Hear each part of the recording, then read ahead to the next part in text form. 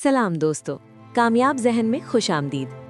आज हम एक ऐसी बुक पर बात करने जा रहे हैं जो शायद आपको थोड़ी सी अनकंफर्टेबल लगे, लेकिन अगर आपने इसको समझ लिया तो आपकी जिंदगी का एंगल ही चेंज हो सकता है। आज की बुक का नाम है the courage to be disliked, जिसे इचिरो किशिमी और फुमिटाके कोगा ने लिखा है।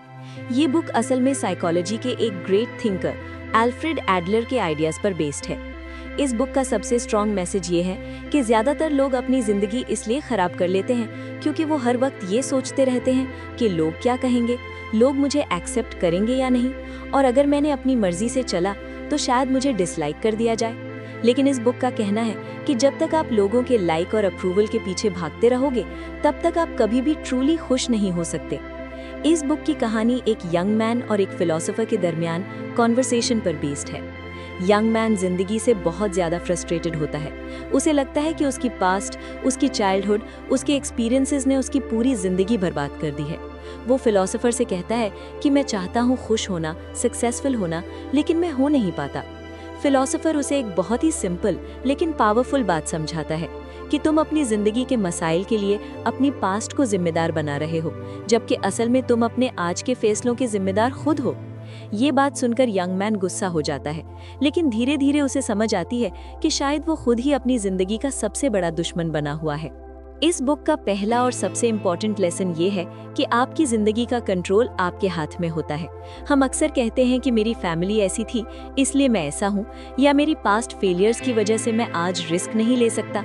लेकिन बुक कहती है कि पास्ट सिर्फ एक एक्सक्यूज बन जाता है। आप जो आज डिसाइड करते हो वही आपकी जिंदगी का फ्यूचर बनाता है। आम जिंदगी में देखें तो बहुत से लोग कहते हैं कि मैं बिजनेस इसलिए स्टार्ट नहीं कर सकता क्योंकि पहले लॉस हो चुका है। असल बात ये होती है कि वो दोबारा फेल होने से डर रहे होते हैं। इस बुक का कहना है कि जब तक आप अपनी जिम्मेदारी एक्सेप्ट नहीं करोगे तब तक कोई चेंज नहीं आएगी। इसके बाद बुक ट्रॉमा के कॉन्सेप्ट को चैलेंज करती है।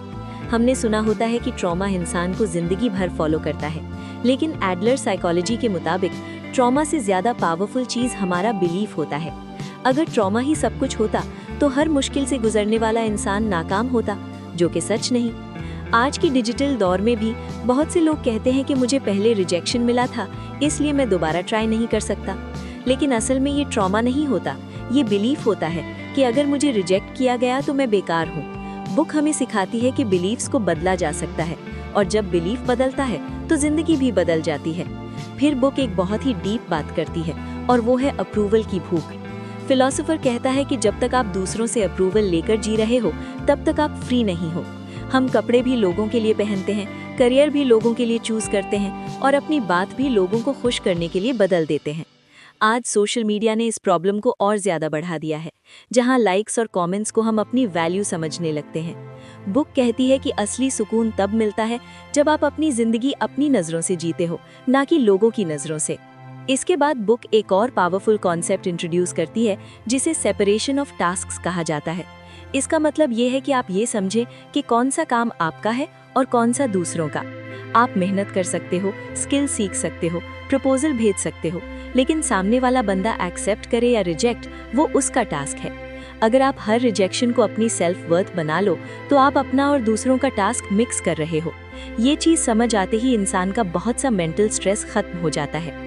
बुक का सबसे बोल्ड लेसन ये है कि अगर आप अपनी जिंदगी अपनी तरीके से जीना चाहते हो तो कुछ लोग आपको डिसलाइक जरूर करेंगे। ये अनअवॉइडेबल है। हर सक्सेसफुल बंदा इस स्टेज से गुजरा है। आज जो लोग फ्रीलांसिंग, यूट्यूब, ऑनलाइन बिजनेस या स्टॉक्स में आगे हैं, उन पर भी लोग हंसे, उन्हें क्रिटिसाइज किया गया। अगर आप हर किसी को खुश रखना चाहोगे तो आप कुछ भी नया नहीं कर पाओगे। इस बुक का कहना है कि लोगों का डिसलाइक होना इस बात का साइन होता है कि आप अपनी लाइफ खुद जी रहे हो। फिर बात आती है इंफीरियरिटी कॉम्प्लेक्स की। बुक कहती है कि जब हम कहते हैं कि मैं कम हूँ, मैं दूसरों से पीछे हूँ, तो असल में हम कंपैरिजन कर रहे होते हैं। कंपैरिजन ही असल प्रॉब्लम होती है। आज इंस्टाग्राम और यूट्यूब पर दूसरों की सक्सेस देखकर हम अपनी जर्नी को बेकार समझने लगते हैं, जबकि हर इंसान का पाथ अलग होता है। बुक सिखाती है कि अपनी प्रोग्रेस को सिर्फ अपने कल के वर्जन से कंपेयर करो, किसी और से नहीं। आखिर और बहुत ही खूबसूरत कॉन्सेप्ट ये है कि खुशी का रास्ता कंट्रीब्यूशन से गुजरता है। जब इंसान फील करता है कि वो किसी के काम आ रहा है, किसी की जिंदगी में वैल्यू ऐड कर रहा है, तब उसे अंदर से सुकून मिलता है। सिर्फ पैसा या स्टेटस कभी परमानेंट खुशी नहीं देता।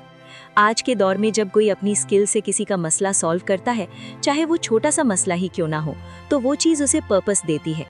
एंड में दोस्तों, the courage to be disliked हमें ये सिखाती है कि खुशी का मतलब ये नहीं कि सब लोग आपसे राजी हो जाएं।